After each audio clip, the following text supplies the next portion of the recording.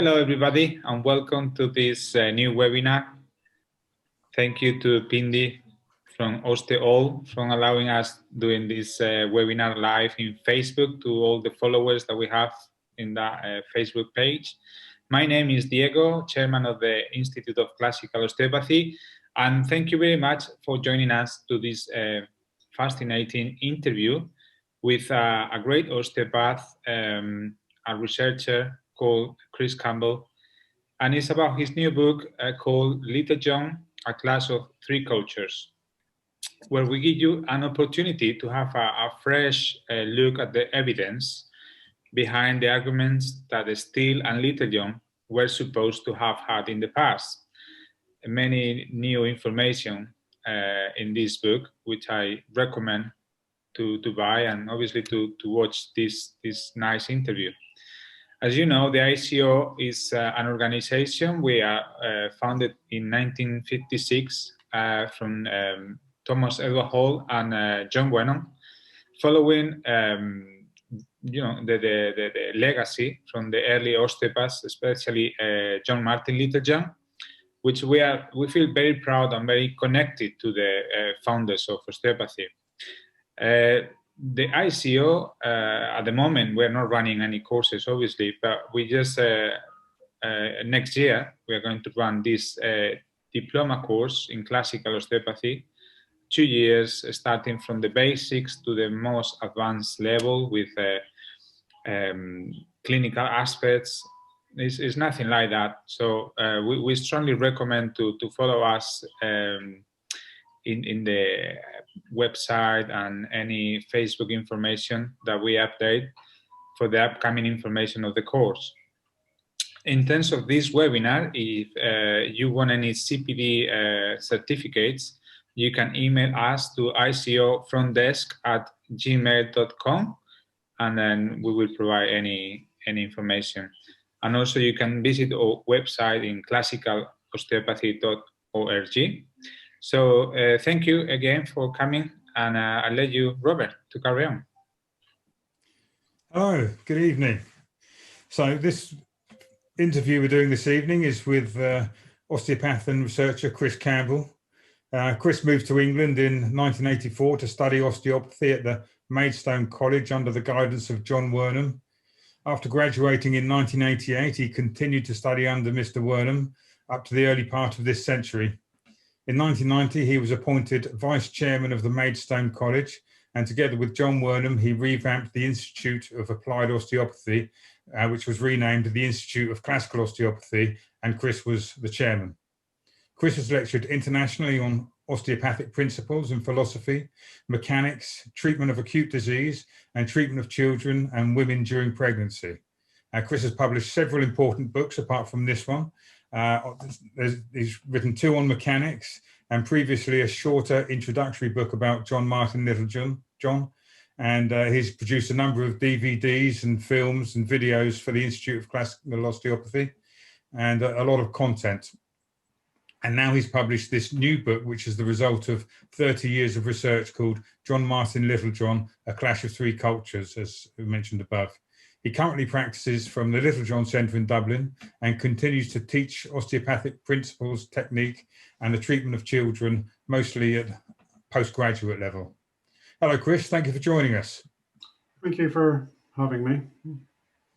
So Chris, diving straight in, what first interested you in John Martin Littlejohn? Well, to put it very simply, it was John Wernham. I was lucky enough to have a treatment from him in the summer of 1984, and it was like nothing I'd ever had before. And it interested me so much that I went and started studying under him. And he was going on always about how Littlejohn was a great osteopath and the books that he had written. So it was only natural to try and find out who the man was. Okay, so your book, which has taken you 30 years of research to publish, which is this here's a very large, fascinating book. What does it mean, a clash of three cultures? What are the three cultures you're talking about?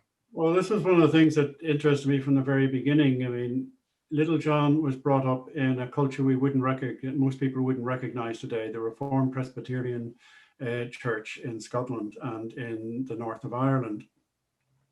And that's a very specific culture. It's like it's been described as being a state within a state. So they had their own views. A lot of them at the time, they wouldn't take a graduation ceremony if it meant taking an oath of allegiance to the college. And they wouldn't vote because it meant putting a politician ahead of the headship of Christ in their belief system. So they were, I won't say a law unto themselves, but they're their own view of life. You could go to college, get your degree, not take the graduation ceremony, but you would still be addressed as an MA or a PhD or whatever, even if you hadn't got the piece of paper which legitimately made you, in the college's terms, be a doctor of philosophy or a master of arts or whatever. Then you'd have two other cultures that he ran into. One was the Midwestern American culture, which is very, very different. And then when he came back to England, he ran into the higher elite culture of the House of Lords, if you like. So those three different cultures, and they're trying to understand where the man was coming from, the decisions he made. You have to try and put yourself into his position and how he viewed life and the reactions around him. And one of the things that was said about him by Dobbin, who is the editor or the publisher of the Osteopathic World, amongst other osteopathic magazines, was that one of Littlejohn's gifts was not just to know history, but to be able to place himself in history and to know and to explain what was going on at the time from the view that was there at the time, not from his own personal point of view, but from what was happening then. And that's where we have to place ourselves. Well, so what relevance does Littlejohn have to osteopathy today, and why do you think this history is important? I think it's important for two reasons. It's like asking a question like what relevance is still to osteopathy today, and in many cases you find that even Still's writings are reduced to just something which is of historic interest rather than carrying the kernel of osteopathy with it. Littlejohn learnt from Still directly, and his technique follows Still's technique very closely. His philosophy follows Still's philosophy, that osteopathy is a system of medicine. And he said that we don't know the extent to which osteopathy can influence health yet. We haven't explored it in its detail. And instead of exploring that detail in practicing osteopathic medicine, osteopathy has drifted into medical subservience, a term that Littlejohn used to describe the BOA back in the early 1930s as to why he left it. He did not want osteopathy to be subservient to medicine. It should stand on its own legs and as an independent system of medicine with the rights of the individual to choose their own system of medicine for their own health. So what would you say to people who would think that this book about Littlejohn and most people who know about classical osteopathy or a bit about osteopathic history know that you've always been one of the go-to expert on John Martin Littlejohn. What would you say to people who would say that you're biased or you have a hagiographic view in terms of Littlejohn? In other words, thinking that this biography would be seen through rose-tinted spectacles? Well, it's a very easy accusation to point at anyone, but the truth is, I mean, when I started off, I didn't believe a word of what Wernham was saying about Littlejohn. I wanted to see for myself who the man was. And yet all the controversies about him that came out, that were rife at the time, and to look at each one of those in detail, to go back and look at the evidence that was there, and to put it into proper context rather than taking things out of context. You get the things like he gave diplomas away in the BSO without people ever attending. When you go back and read the letters that's based on and the information that's based on, you get a very, very different story. Actually, you get the opposite story. Even with somebody he knew well, he still insisted, before giving that person credit for past learning, that person must give him the details of his past experience, not just say it, but get the principal of his college to give the documentation behind it. So understanding him from his culture again, I guess, is a really important thing, rather than looking at him from the Midwestern culture or from elite English culture. So what was, one of the things I did really like is the forward in the book, which was an independent validation by Reverend Jeffrey Allen, who had also researched Littlejohn, and said that the book didn't portray him through rose-tinted spectacles. But as far as Littlejohn's beliefs, what was his background and core beliefs, especially in terms of how he operated on a day-to-day basis and how he would treat people and how he expected to be treated in return? The core belief was that your word was your bond. You were honest in everything that you did. You tried to follow, say, the Reformed Presbyterian Church was a Christian church. You tried to follow the teachings of Christ as laid down in the Bible. Your day began with prayer. You had prayer before every meal. The family was held in high regard and as the unit of society. You didn't take an oath unless it was very specific, because you couldn't make a promise you couldn't keep. If I go, I'm going to take an oath before God not to take alcohol, I don't know what's going to change. I'd say it's my intention not to. I can make a promise to. I can take an oath of allegiance to Glasgow University, but Glasgow University might change and start going down a different route that I can't support because of my religious beliefs. So where am I left then if I've taken an oath of allegiance to them? So they wouldn't do that. Honesty, your word as your bond were paramount to them. And the belief in a higher creator was important. And this is important to Still as well. Still was always going on about the grand architect of the body. The belief that the body was designed for a particular purpose and everything in it had a purpose. And Littlejohn wouldn't impose his beliefs on other people, which is another aspect. He didn't preach. He was a minister and an educator, not a preacher. So that he would, instead of going after somebody and saying, okay, you're going the wrong way, stop gambling or stop womanizing or whatever, he would try and show them a better way, try and lead them by education and by example to a better way. And that was his way of doing things. So there was a lot of importance placed on scholarly activity and education by the Reformed Presbyterians. Is that right? That's correct. I mean, they were described as saints and scholars. Reformed Presbyterian ministers were very highly educated, up to at least an MA level, before they even went to theological college. And so they were in a good position to be able to teach the children. But they had a view that going to somewhere like the Ballyligan Science Academy in the north of Ireland and getting a qualification from there was as good as going to Eton or somewhere else. It was the quality of the teaching, not the name of the college, that was important. What you get out of your education then, rather than just where you go.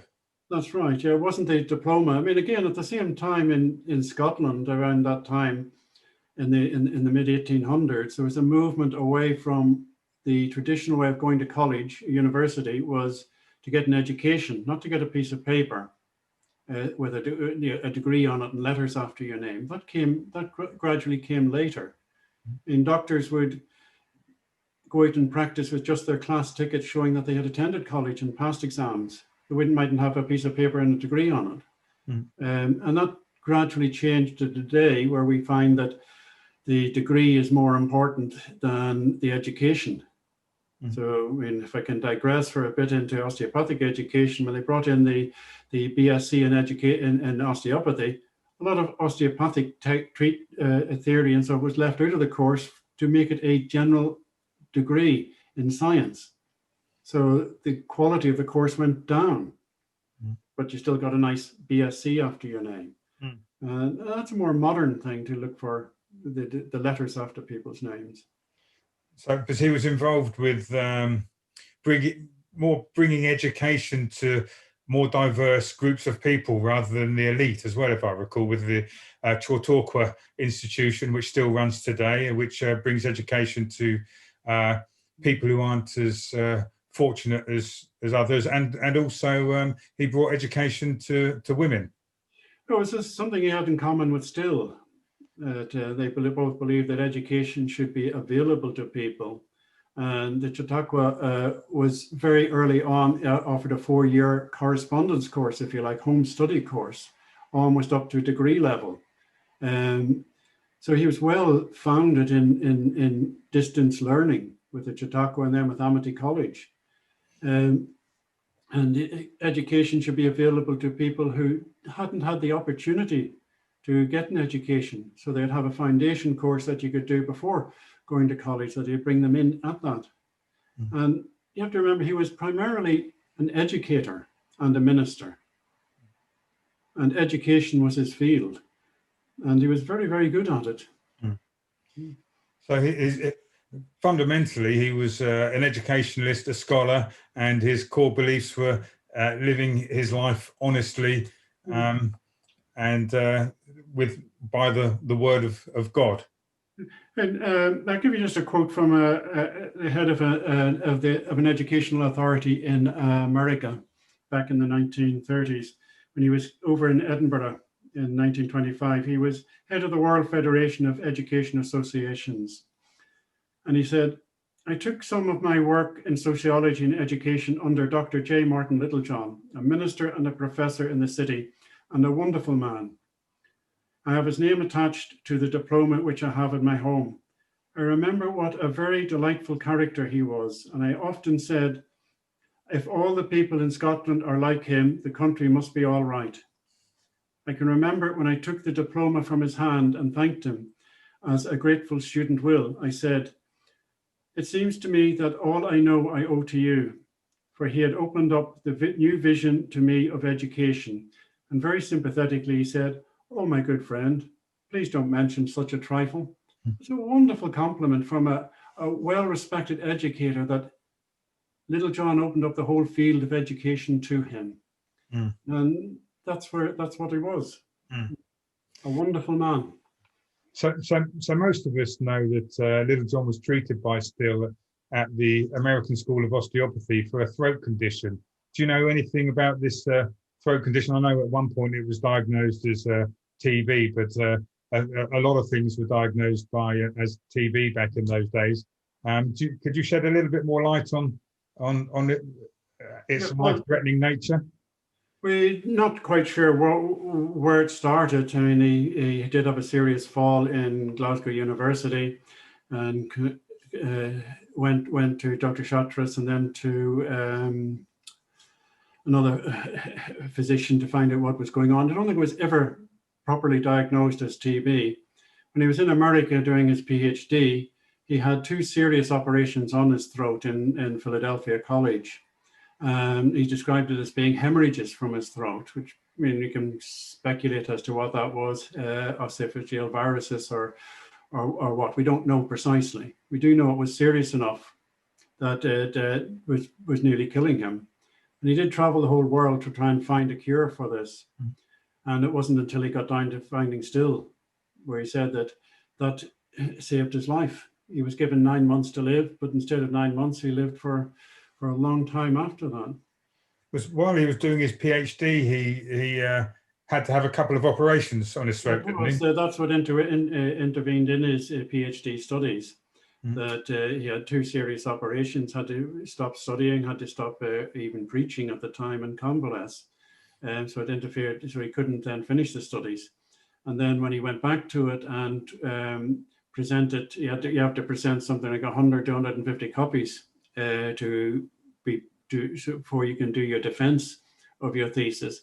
And he never completed his defense of the thesis. His thesis was accepted by the college, and he had to do his defense, but that never happened, primarily because they changed the regulations, as far as I can gather. They changed the regulations that you had to do this within a certain length of time, within 3 years, and he was just outside of that. That seems to have been the main reason why he never quite finished it. Must have been quite expensive to collate 150 copies of a thesis back in those days. It was quite a task, and the archivist in Columbia said that a lot of people did fall short on that when they finished their studies. They didn't actually get their PhD because they couldn't afford to submit the right number of copies of the thesis. So going back to what was happening at the American School of Osteopathy in the couple of years that led up to the arrival of John Martin Littlejohn with state recognition and licensing, what was happening at that time in Kirksville? Well, they'd been told to get a professor of physiology by the board of governors, told the dean to get a professor of physiology and to fill the chairs within the college to bring it up to standard. There had been a bill passed, but it had been turned down by the governor because he said that osteopathy was basically a secret. There was no science behind it, and he wasn't going to legitimize that. So they had to bring it up to a certain standard. So they were looking for more teachers. They were looking for somebody like when Littlejohn came along.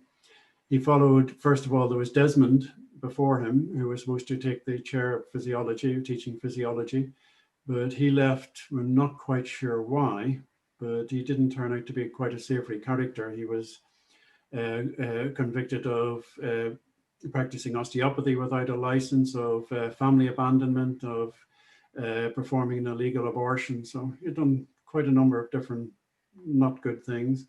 He was followed by Presley shortly, who was supposed to, before he could take up the chair of physiology, he had to leave under a cloud as well because of a scandal in the college. But he went on then to found the Philadelphia College of Osteopathy.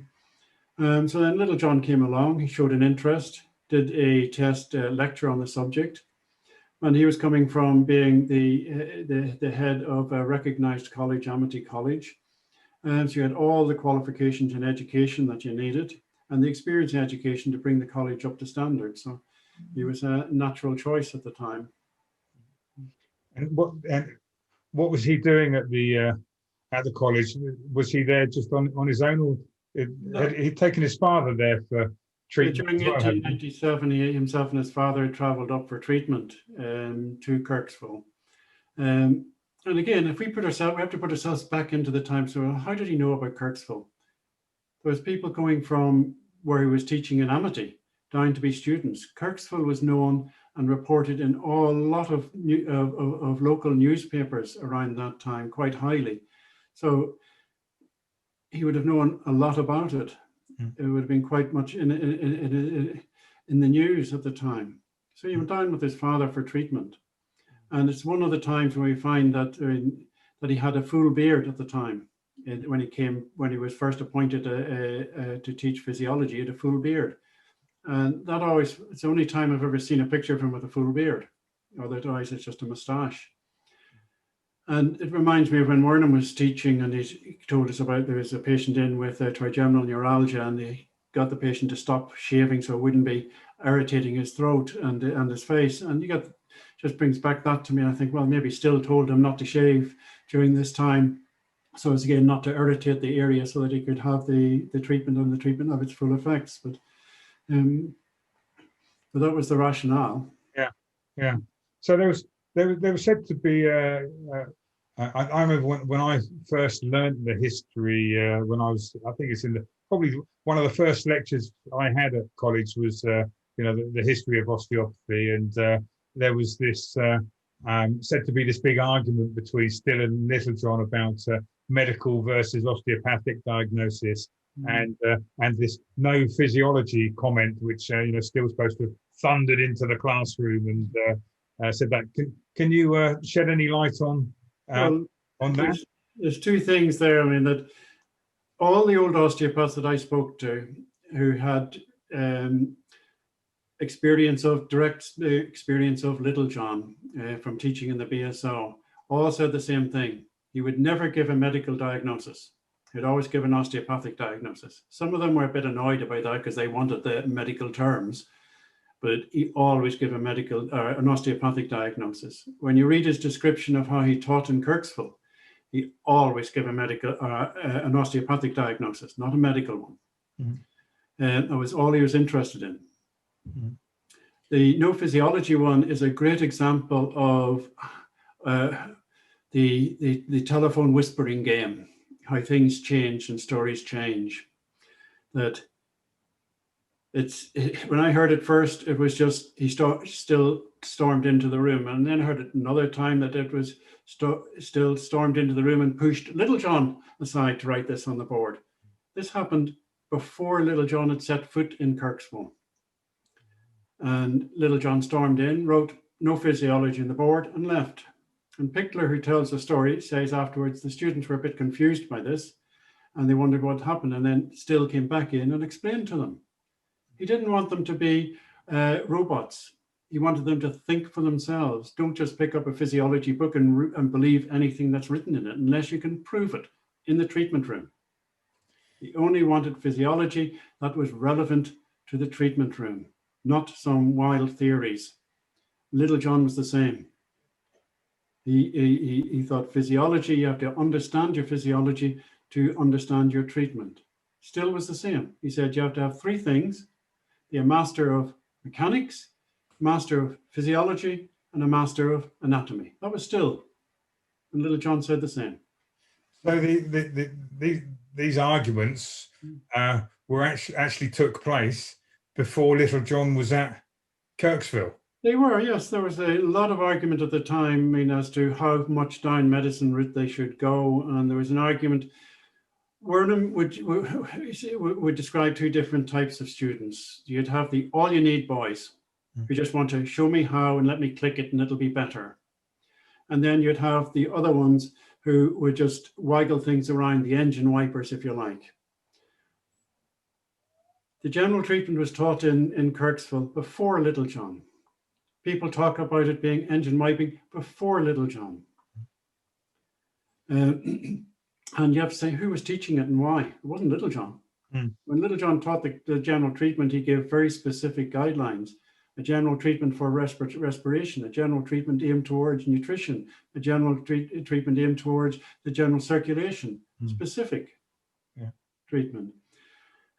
So these arguments were going on all the time. And the people who wanted to widen out their education had to go to medical colleges, because it wasn't available in osteopathic colleges. If you wanted to learn more about obstetrics or more about the nervous system, there was no higher education. You had to go to medical college to fulfill your education properly, to round it out, which was a big mistake early on, but one which couldn't have gone any other way early on, because you didn't have the resources in Kirksville to do everything. The people like the Littlejohns and Smith, and because they were of a higher academic and scholarly level. It's not just higher academic and scholarly, it was the skills that they brought. Smith and J.B. Littlejohn brought surgery to Kirksville. Littlejohn himself brought physiology and educational aspects and how to run a college to Kirksville. So it wasn't just that they had academic qualifications or whatever, it was the skills that they brought with them that was important. So what did Andrew Taylor Still say about Littlejohn? What was his opinion of him? So I've read that Still used to go and visit him, early hours of the morning, and they used to sit there and talk about all manner of things osteopathic into the early hours. What was from your research, what did Andrew Taylor Still say about Littlejohn?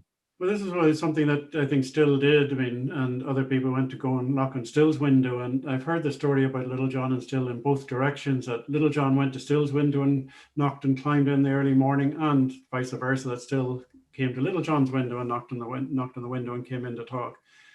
And it's something that happened was in Still's background, because you hear it with the stories about the night visitor who did the same thing, but Still came in through the window and talked to him. So I've forgotten your question now. What did Andrew Taylor Still think about John Martin Littlejohn? Sorry, I got distracted there. It's summed up in one phrase that he used. Littlejohn was wisdom minus wind. That he didn't give bluff. If you asked him a question, you got the straight answer.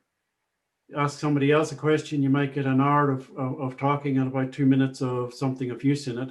Ask Littlejohn, you got the answer to the question you're asking. Wisdom minus wind. And the other thing that you notice is when you start reading the letters that Still wrote around the time when there was the arguments going on in college between Littlejohn and the managers of the college, you get the impression Littlejohn was happy with Still.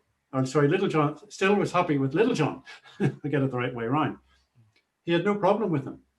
And you get the impression he wanted him to stay. Yeah.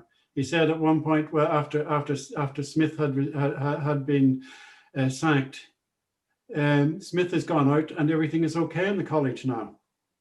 Yeah. And there was the comment, all the old gods have left or something, wasn't there? Well, that was before. That was well before when Littlejohn came in first and Hewlett left as principal. And that was referring to, not to the Littlejohns, as some people have said, but to the people who Still had taught in the very early days of his teaching had left.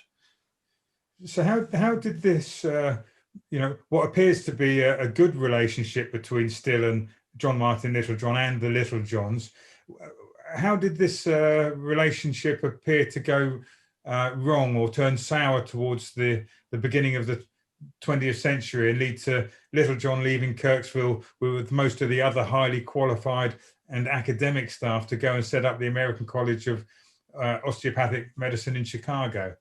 It's a very complex story. And there's a lot of jealousy going on. There was a lot of arguments within the management of the college thinking that it should move out of Kirksville because Kirksville was just a backwater, a small village that they had outgrown, as Charlie Still said about it on one occasion. There was the fact that you had an argument which came about, I think, between Smith and Hildreth. Smith, we get the flavor of this from how Smith acted after he had been sacked by the college, that he took an action against the college for unfair dismissal. He went around writing letters and blackballing Hildreth in quite a number of places.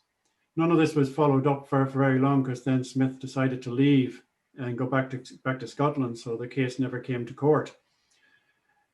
And that was comes about from the death of a student, I think.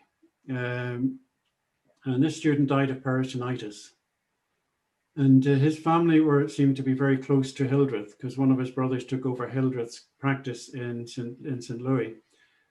But Smith took J.B. Littlejohn to visit him. And the poor fellow died about 20 minutes after that. And the only reason I think Smith took Hildreth to visit him was to get another surgical opinion. Should this person who is seriously ill, got peritonitis, probably a burst appendix, should he have surgery? And it was too late for that. The Littlejohns got dragged into it because they had an agreement that Hildreth wouldn't have anything to do with the college in the 1899-1900 college year. But when they came back from England, where they found that he was back in the college and teaching, which meant that then that Littlejohn couldn't fulfill his position as dean under those circumstances with such a breach of faith. And it became a very complex situation altogether. Still himself stayed out of it, as if we read his letters at the time. So by this point, sorry, I had a bit of internet connection trouble in the middle of that, Chris. So by this point, Andrew Taylor Still wasn't really the guy who was running the school, was he? It was being run more as a business. It was being run by, his son Charlie Still was the main person running it, the chief executive officer, if you like, with Harry Still, his brother, and Warren Hamilton, the treasurer and business manager of the school. And A.T. Still would have been in the background as the figurehead of the school. Mm-hmm. So he's still on teaching, he's still right, but he wouldn't have been in the day-to-day running of the school. Yeah, yeah. And the difference between how John Martin Littlejohn worked and the way Charlie Still operated on a as a clinician, how do you feel they would have differed in terms of like their laying of their hands and their thoughts towards their patients? You get a little bit a flavor of that from two stories. One is Littlejohn, when he was addressing one of the graduating classes, said this when you're treating a patient: when your hands are laid on the sick, lay them on reverently, as if you're dealing with the master mechanism of earth and heaven, the body of man, than which no more perfect embodiment of divine wisdom ever appeared. But you are to remember that even from the standpoint of science, your profession is noble. The pure love of science for science's sake is a noble ideal. Do not let the aure sacre femmes eat out the vitals of your heart. Greed for money, basically, eat out the vitals of your heart. So you approach your patient with that reverence, that you're privileged to lay your hands on this mechanism, this fine, beautifully designed mechanism. You're privileged to be asked to help to bring the person back to health. And you do it with this love of science and pure science, not for the greed for money. And that was his approach. You get another idea then, these are two very contrasting ones, that they used to have a game between Harry Still, Charlie, Hildreth and others. How many patients could they treat in a day? Could a healthy osteopath treat in a day? And they got things like Harry Still, 95 patients in an 8-hour day, Charlie Still, 72 in a 10-hour day, Hildreth, 68 in a 10-hour day, Herman Still, 13, but it was only in a 2-hour day, and so on. You can't have Littlejohn's approach and do that. Now, these games would have been before Littlejohn's time in the college, but I'm sure the history of it would have still been there in the college, and those things would have been very conflicting. So obviously, by this time there was a lot of students at the American School of Osteopathy, and it did have to be run by as a kind of business rather than the small setup that Andrew Taylor Still had originally initiated. So it had to have people who were a bit more business-like that rather than Andrew Taylor Still, who obviously wasn't, and same as John Martin Littlejohn, he obviously wasn't. Just judging by what you're saying. Charlie Still was quite a businessman. He also tried to set up a medical school in Kirksvilke, didn't he? Well, he made one failed attempt at that later on, and it was in the second decade of the 1900s. And it was for osteopaths to get an MD degree for their own purposes.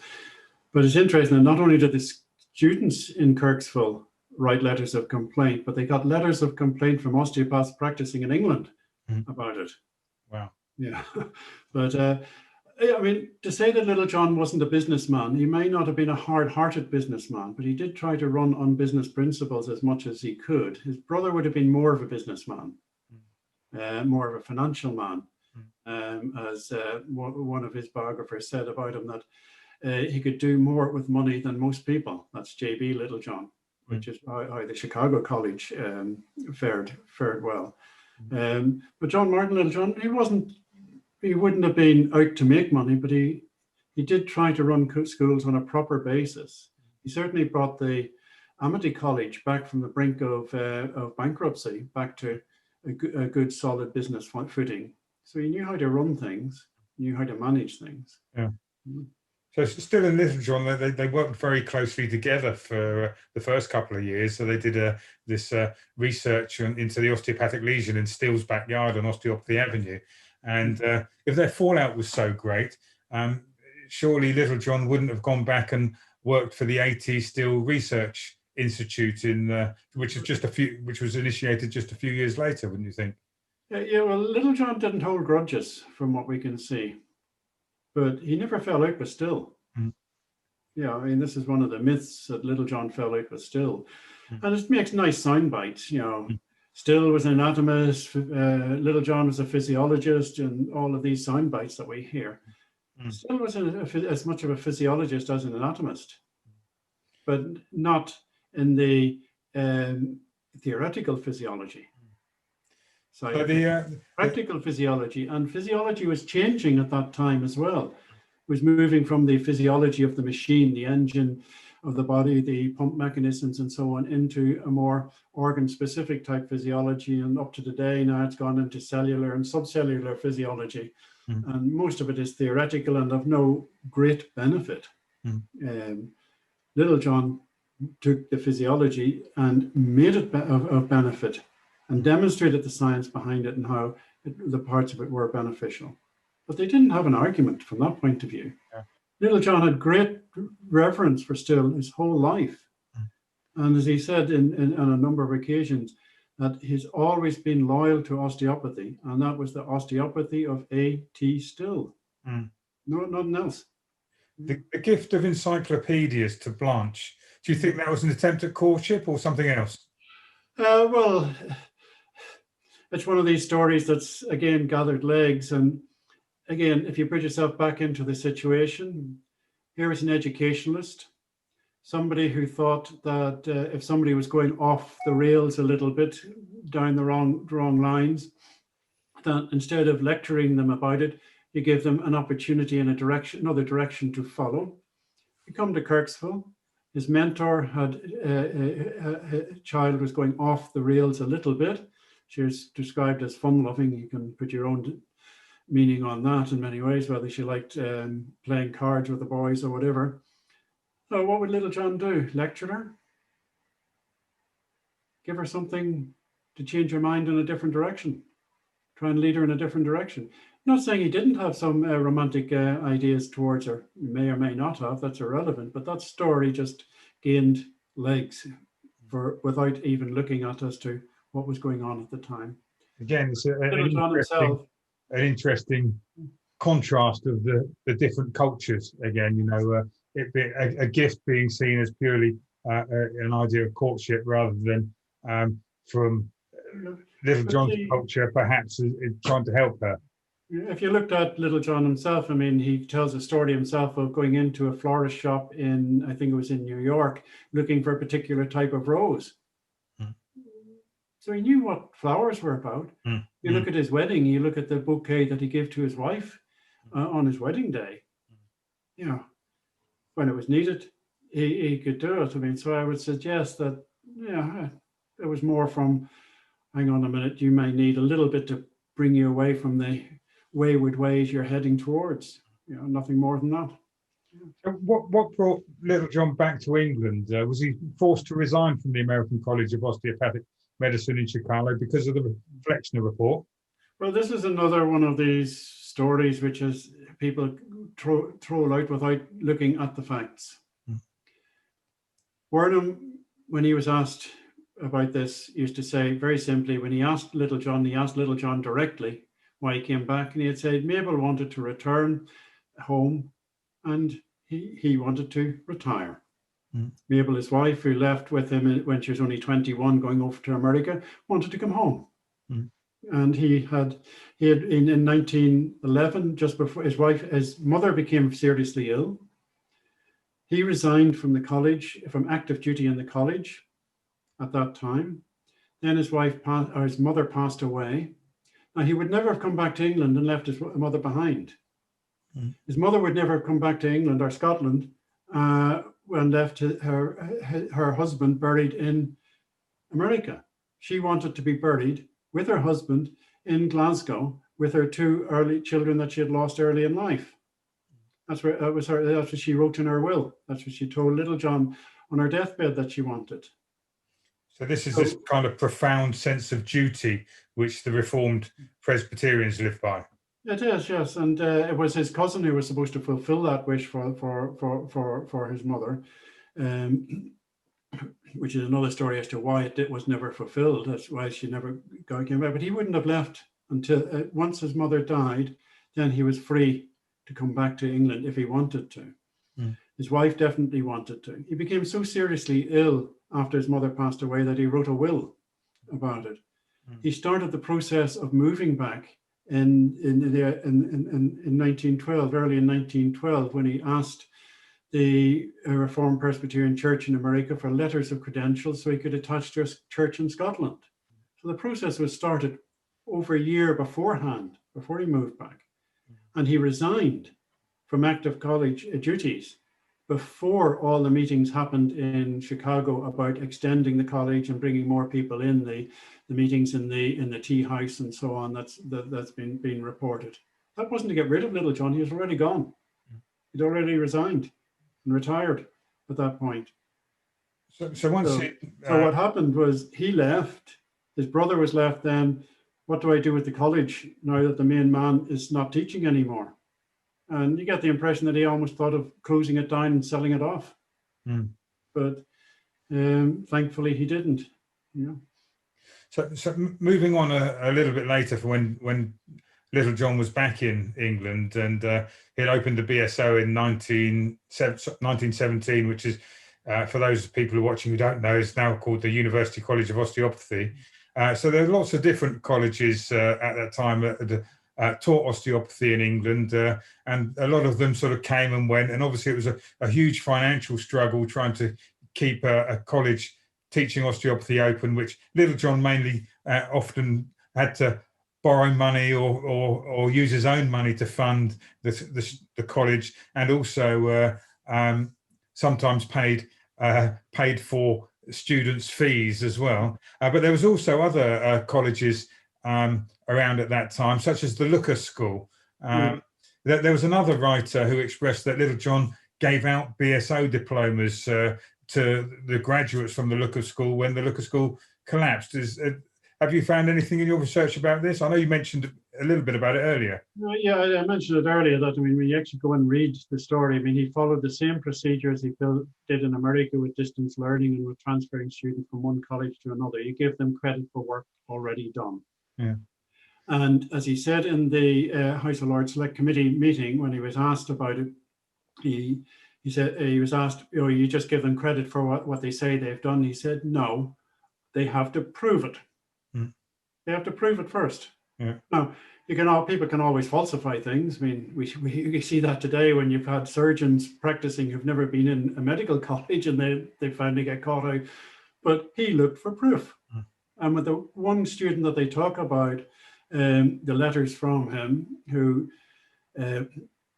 when you look at those letters in detail, he not only asked for the information from the student, he said he wasn't going to send out any of the test papers or anything else until he got that. He needed it, you know, from them, and for the principal of the college at the time to fulfill, to send that information to him so that he had it on record what this person's record was. The one thing that he did, which may be a bit questionable, was that the diploma, he backdated it a little bit. Now, whether that could have been an accident or it could have been on purpose, we don't know. But the line in one letter said, nobody need know you didn't take the exam in 1928. Now, him and his other students, other students from that college, the Western College of Chiropractic and Osteopathy at the time, had transferred over in about 1928 and gone through the exams and other education with Littlejohn. This fellow didn't. He got left out of it. He was eligible to do it back then, but he didn't follow it back then. He followed it a bit later, which is why that line goes in. He didn't make the person swear. He would never do that. He just said quite simply, if you don't want to tell people you didn't do it in 1928, that's fine with me. Yeah, nothing. The Looker School was a different story. It's the Looker School, when Looker himself passed away, the students approached the BSO, and the BSO approached them to try and get them back up to a proper standard. They did a lot of what in the Chautauqua would have been called circle learning. They would have got a circle of students together who did learning and research, and then they would have done test papers and been examined and so on, brought up to the right standard to get their diploma. So what brought about the 1935 bill? There'd been an attempt before that to do it, which had been withdrawn. Littlejohn himself wrote a bill for the BOA back in about 1925, which they didn't accept. Streeter then, who was an osteopath that did a lot of oral work, which he needed an anesthetist to help him with. And his anesthetist retired, so he needed to get another one. He finally couldn't get another one. The General Medical Council wouldn't sanction an anesthetist to work with him. So he wanted osteopathy to be recognized so he could have access to that. From the BOA and the BSO, and Littlejohn himself wanted osteopathy to be recognized so that they could have access to other educational facilities which were denied to them, because it was getting harder and harder to get places like the Chelsea Polytech to run courses for them in the basic sciences. So there were these four groups, wasn't there? There was the BSO, there was the BOA, which was the group, which was the American osteopaths at the time. And there was two other groups. There was the Osteopathic Defence League, I think, and someone else. What was their relationship at the time? Coming into the bill, were they getting on? They weren't really getting on. The BOA didn't recognise the BSO. The BSO wouldn't take part in the bill unless they were recognised in some way as being a teaching college. And they set aside their differences. Streeter did a wonderful job in getting them to set aside their differences. But then when the committee meeting started, the osteopath's own council brought in the division. Now, why he would have done that is open to speculation, but he said at the very beginning that the BOA didn't recognize the BSO, that's not up to standard. And it left Streeter and MacDonald in a difficult position of trying to thread the line between defending the BSO and holding the line that the BOA didn't recognize them. So it was an awkward position. Yeah. So the General Medical Council spent quite a lot of time preparing for this. What sort of line of attack did they make on Littlejohn and the BSO? Well, they spent a lot of time corresponding with the American Medical Association, and you have to read their briefing documents that they gave to get a flavour of how vehemently opposed to the bill they were. They were not going to let that pass under any circumstances whatsoever. The Americans were writing back saying, oh, and you have to, and giving them quotes from Still's autobiography and from other places, which made osteopathy sound as if it was just a question of sound bites. Yeah. They would have lines of questioning, like for Littlejohn about Looker. Did he know of Looker and so on? And if he said he didn't, then ask about a particular student and the qualifications. And there was a qualification called Master Diagnostician, MD. And it gives the impression that they were trying to show that Littlejohn's degree was that, his MD was that. So what did they make? What did they make of Littlejohn's qualifications? They tried to insinuate that he hadn't got proper qualifications, that his medical qualification, as I said, they first tried to insinuate that that was a Master Diagnostician, not a proper ND. The Dunham College didn't properly exist, even though they were showing that it did. And it kept the chairperson had to intervene a couple of times to put that on record. They twisted words around, like when he was asked, where did you get your LLD? Littlejohn said, in Texas. And Jowett, who was the counsel for the BMA, said, twisted that every chance he could to saying Texas University, which Littlejohn never said. He said in Texas. It was the Adran University of Texas that he got it in, which was in formation before the Texas University per se. So they twisted things around like that, and then they jumped from one thing to another.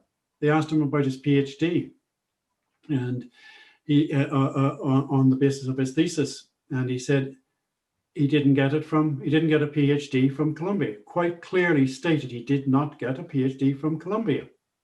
And he was about to say where he got it from when they changed the subject onto something totally different, onto another thing, and then come back into the brochure from the BSO, which described him as a PhD. And then you think, are they talking about still saying, are you getting this PhD from Columbia or what? Even reading it, I got confused. And I had to go through it point by point. Littlejohn, 70 odd years of age, had been ill, been in the stand for hours. and then bits of his responses are taken out of context. When he says, I should never have described myself as a PhD. I would never have, it was a mistake. Now, he wasn't saying he did it, because he didn't. He was saying that it should never have been describing him as a PhD from Columbia, because he wasn't. He was a PhD from the National College of Chicago, which is different. So coming out of this, we have the House of Lords chairperson, Lord Rydesdale, describing the BSO as being in thoroughly dishonest hands. Does this accusation hold any water? No. It says, who was Lord Rydesdale? Well, I'll come back to him in a moment. An often quoted remark is that the BSO, the British School of Osteopathy, is above all in thoroughly dishonest hands. That was in the report. It's often been quoted as proof that Littlejohn was dishonest. The facts were the draft report said, and I quote, the only existing establishment in this country for education and examination of osteopaths was exposed in the course of evidence before us as being of negligible importance and inefficient for purpose. Nothing about it being dishonest. You know? I wouldn't agree with that, but anyway. The line above all in thoroughly dishonest hands was proposed as an amendment by Lord Rydesdale. He was stand-in chairperson because the chairperson had become ill, handed the draft report over to the others to do. In the absence of the chairperson, Lord Amelroy, due to ill health, who had drafted the report, Lord Rydesdale was made chairperson. His more famous daughters were known as the Mitford sisters, which you may have heard of. It was said that they grew up in an aristocratic country house with emotionally distant parents, that would be Lord Rydesdale, and a large household with numerous servants. This family dynamic was not unusual for upper-class families of the time. There was also a disregard for formal education of women of the family, as they were expected to marry at a young age and to be financially well-off husbands. Rydesdale developed extreme right-wing opinions, became a member of several anti-Semitic organizations, including the Anglo-German Fellowship and the Link. His daughter, Diana Mitford, married Oswald Mosley, the leader of the British Union of Fascists. Another daughter, Unity, went to Nazi Germany and met Hitler, Himmler and others. So, I mean, he wouldn't be exactly the person that I would ask for an opinion of somebody being honest. You know? Good pedigree. He was also quoted as saying that he'd only read one book in his life and he wasn't going to read another. It's quoted out of context, but it gives you a flavor of what people thought of him. You know, so why he would add in that, again, you can speculate. I put a bit of speculation in the book as to why, but you can make up your own mind because I reference everything in as much detail as is possible. Yeah, so you can make up your own mind about it. Yeah. So coming back to osteopathy, really, rather than Littlejohn's history. Where do you feel the relevance of Littlejohn's osteopathy is today in the more MSK version of osteopathy, which undergraduates get given? I think it's as relevant as Still's osteopathy. Still was accused of never teaching technique, so you wouldn't know what he was doing. He wanted people to think. Littlejohn was the same. He taught technique, but he was based on principle. Osteopathy was based on principle and a thorough understanding of anatomy and physiology, but only relevant to the principles of osteopathy. And we must interpret the sciences in anatomy and physiology from the point of view of our own principles. As Wernham used to say that you can't do it from a medical point of view. You can't base your osteopathy on medical studies. You have to interpret the basic sciences from an osteopathic point of view. And that's being lost in many cases. And osteopathy then becomes a bag full of techniques as opposed to a system of medicine. Sorry? A lot of it's quite often mentioned when you look at Littlejohn's writings about vitality and vital force in classical osteopathy. Can you explain what that is in more modern physiology and how it relates to the musculoskeletal system? It's that unifying energy within the body which holds it together and coordinates everything within it. Something holds this body together. Mm. Something governs the body to try and give it the best health it can. Mm. And that's the vital force. Still would talk about the same. He mightn't have used the term vital force, but he was the same thing, that there is a unifying force within the body. And all you have to do is work with it. You have to listen to it. You don't impose yourself on the body. You don't try and do things to it. You let the body, bring the body back to health. You lead it back to health. It's always trying to get there. And so it's a bit like a background operating system, like the autonomic nervous system. It's more than that. And I was just going to say, Littlejohn used the phrase that the first pages of physiology bring into the fore the vital force. Mm. Back in the day, it was mentioned. Mm. Not anymore in the first pages of physiology. You don't mention it anymore. And science, the so-called sciences that we're taught in so-called evidence-based medicine, forget the basic assumptions that they have made that underpin their so-called evidence. And you can't have evidence without understanding the basic principles and assumptions that are made within it. And Wernham was hammered that into it. Principles, you lay down the principles first at your foundation. The principles in mechanics, the body is subject to gravity. The principles in physiology, something governs the function of the body and unifies it for a purpose. The principle of the environment having an effect on the person, and so on. So what was Littlejohn's approach to the vital force, and how did he use that understanding in treatment? And how do you think he refined that understanding through his career? That's always a difficult one to answer. I mean, you get the idea from him that when in one of his papers he states that I don't care what you believe in, but you have to believe in something. Mm. Whether you call it the sun energy, the vital force, or the energy of nature, or whatever, something. You must start off from that point of view. Something governs this body. Mm. So you have to work with it. You go back to that laying on of hands reverently. You've got this mechanism under your hands, which is designed by a master engineer. You should be afraid that you're going to muck it up. Mm. Can you imagine opening up a Swiss watch designed by a master watchmaker and not having the tools to work with it properly, nor the education, nor the skill, or not even to recognize that somebody better than you designed it and made it? Mm. I mean, that's what we ask people to do without that principle. And that's how Littlejohn would have approached it with everything. But they also understand your physiology and what you're doing.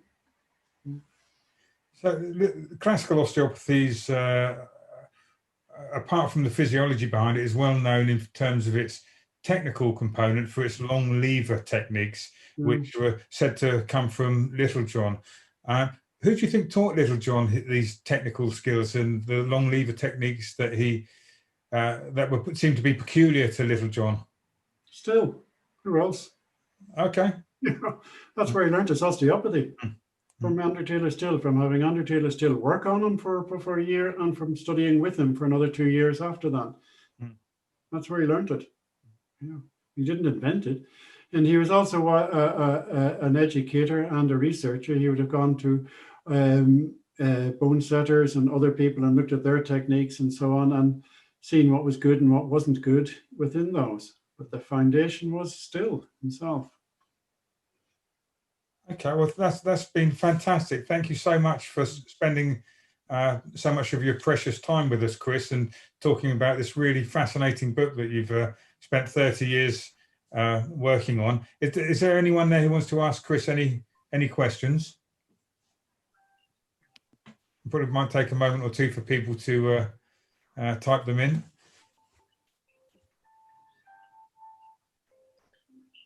Hang on a second. There's one from actually there's something from Andrew Palace, but that was when we were talking about Scotland. Okay. All right, I think you must have covered pretty well everything that people want to know there, Chris. Which I they've probably all read the book. Yeah, they've probably all read the book. They're checking if you've got it right or not. Yeah. Well, I've read, I haven't completely read all your book yet, Chris, but I've read certain the bits I'm most interested in it, and I've found it quite a revelation. And it is fantastic to be able to look at this side from John Martin Littlejohn's cultural perspective, as opposed to the Kirksvilke cultural perspective, and what they've recorded, and also what other people who are interested in history have written in the UK or published in the UK about him. I can't recommend your book highly enough. I think anyone who's interested in osteopathic history should buy it and read it, and learn more about this fascinating man. But we've got history is one of those most wonderful things. He used to say that the victor writes the history. And most of the history we find from the time that he spent in Kirksvilke comes from the writings of Hildreth and the Lengthening Shadow of A.T. Still. And when you look at what he wrote, and I've gone through it in detail in the book, it was totally, totally wrong. There was no foundation to it. And yet that's become the foundation of Littlejohn's story in most people's minds. And to me, that's very, very sad that and it was easy enough to go and look at that and see that it was wrong, totally wrong. The details in the book, and I wish you all well in reading it.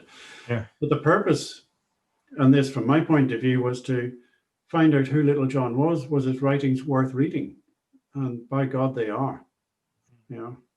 And when we look at the so-called Principles book, which I know you've had gone through in detail, Robert, and that deserves to be read in detail. It's not a book. It's a collection of his papers that he wrote, collected by put together by Lawrence, who was a publisher at the time, as well as, I think, a student. And it'd be an interesting job to go through that and see the detail that's in it, the detail of anatomy, of physiology, of how it applies in treatment, the knowledge of the nervous system. It was said of Littlejohn that he wouldn't just know what part of the nervous system was disturbed, but right down to the ganglia and below. And your treatment in articulation, long lever treatment in articulation, goes right down to the dendritic field. That's where what you're trying to articulate. The body is an articulatory mechanism. And he thought that articulation went down to the dendritic field and below. And that's what you're using your long lever for. Sorry, I'm going off subject. No, that's fantastic. So Jem has asked a question. Can you tell us about Littlejohn's relationship with Sutherland? Do you know if they ever, their paths ever crossed, or if they had any kind of relationship? And obviously, Littlejohn had his own sort of cranial style of treatment, and Sutherland developed, what is more commonly known as cranial osteopathy. Is there any? Did they ever meet? Do you know? Well, I didn't go into the detail of Sutherland in it, but as far as I can remember, Sutherland was in Kirksvilke as a student when Littlejohn was teaching. And one of the aspects of Littlejohn's teachings in terms of working on the cranium is vibration in along the sutures for a particular purpose. So he's well aware of the sutures and the work that needed to be done on them. More than that, I can't say. There's a lot of parallels between the vital force and how Sutherland people talk about the fluid within the fluid and so on. So I don't see any conflict per se within it, except that sometimes we get stuck in technique as opposed to the principle of what we're doing. And we've had a question from Steve, which I think you've partially answered or mainly answered. And he says, where do you think osteopathy is going today with reference to the relevance of Still and Littlejohn's teachings? Which I figure he means Well, osteopathy principles based? I am very happy that the Institute is still going strong in answer to that, because principles are not taught to be, and I think it's very sad that the basic osteopathic colleges, how many of them are changing their names to the Kirksvilke College of what is it, Health Sciences now, and within that they have a little bit on osteopathy. I think the osteopathy should be foremost. At least the BSO kept osteopathy in its name, and hopefully osteopathy in its teachings. But the general drift, as Littlejohn said back then about the BOA, towards medical subservience, I think that term sums it up. It's such a terrible place to go. Where do you think osteopathy might go with the current educational standards? Again, we're selling out left, right, and center. You've got the General Osteopathic Council, who part of their remit, as far as I was concerned, was to protect the title osteopathy and what it meant. And they've sold that right out to the Advertising Standards Authority, apparently, from what I can see. Yeah.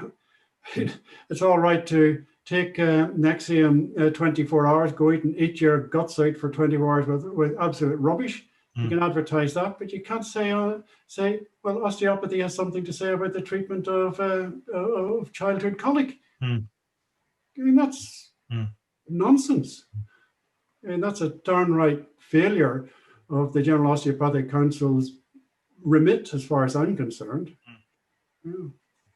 Anyway, sorry, you got me. No. I'm just trying to look through some of these questions. Oh, there we go. There's has JML written down his treatment, and how is it different to steel? From Chris, does the current education? Yes. Do you think the homeopathic idea of vital force influenced the early osteopathic idea of vital force, or was vital force just a part of physiology in those days?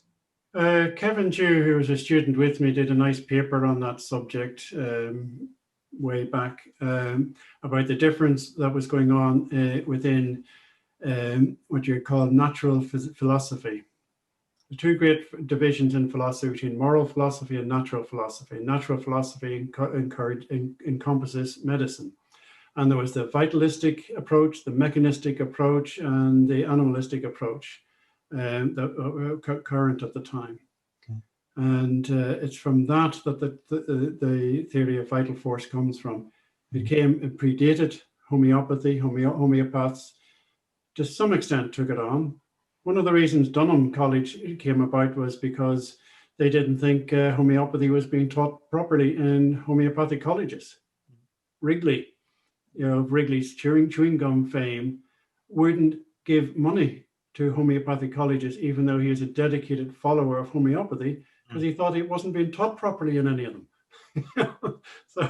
But yes, it does influence that whole idea of vital force goes through a lot of different theories and a lot of different philosophies, and there is a lot of overlap between them. And Littlejohn was qualified from a homeopathic college in medicine, Dunham College.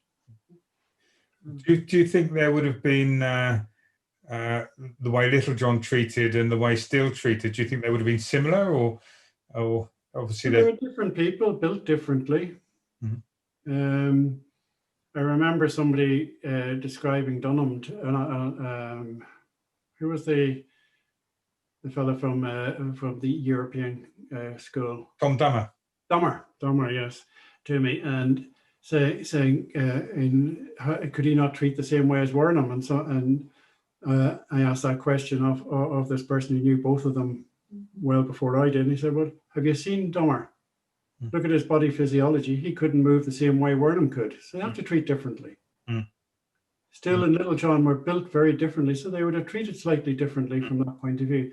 Philosophically, no, they wouldn't have treated much differently. That's my opinion. Yeah, no, I see that myself with working with people, working with other students. People have to, use what they're given in terms of their physiology and their physique and use it as they can. Yeah. So there's a last question, I think, before we wrap up here. What advice would you give to a student osteopath in terms of trying to maintain a classical approach, students that are going through education now? The main thing is to understand the principles of osteopathy. To read the books on the principles of osteopathy, to read A.T. Still's Philosophy of Mechanical Principles. Now, it's written from a Midwestern backwoodsman's point of view with his Midwestern language in it. And you have to understand it from that point of view, but the depth that's in it is tremendous. Read Littlejohn's principles and understand the principles first before you build anything. And it's not a question of applying technique to the body. It's a question of knowing what you want to achieve to help the vital force back to a better state of health. What does it, and it's a conversation. Wernham used to say that, said, Dame Nature's standing on my shoulder, watching over me, saying, hang on a minute, no, Wernham, you're going too far here, stop here. And if you felt his treatment, it came out like that as well. He would, in the middle of treatment, he would stop. He'd go off and make a phone call or have a cup of tea and come back and say, why? You understand that the body had taken over what he was doing. Leave it, let it be, let it take that rhythm and apply it. Come back and see what it needs after. Don't just keep doing things to the body. But you can't do that unless you know the principles. Yeah. One last thing. Is there a favourite quote of yours from the book? From the book? Well, not necessarily from the book. Favourite quote. Wisdom minus wind. I think if we could all achieve that, we'd be doing well. Yeah. All right. Thank you so much again, Chris. It's been fantastic talking to you. And you know, I could have carried this on all night, but I don't think anyone else.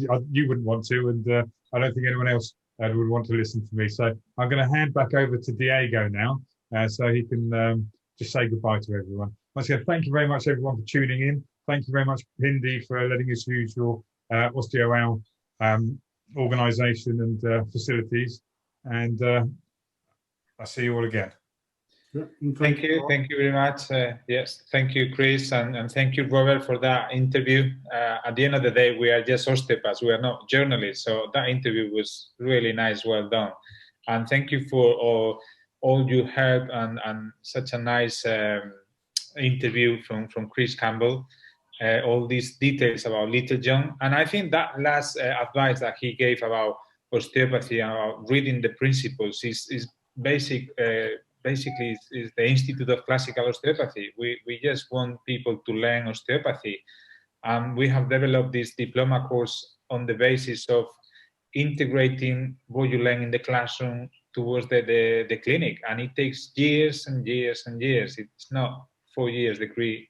Osteopathy is amazing, such a nice and long experience.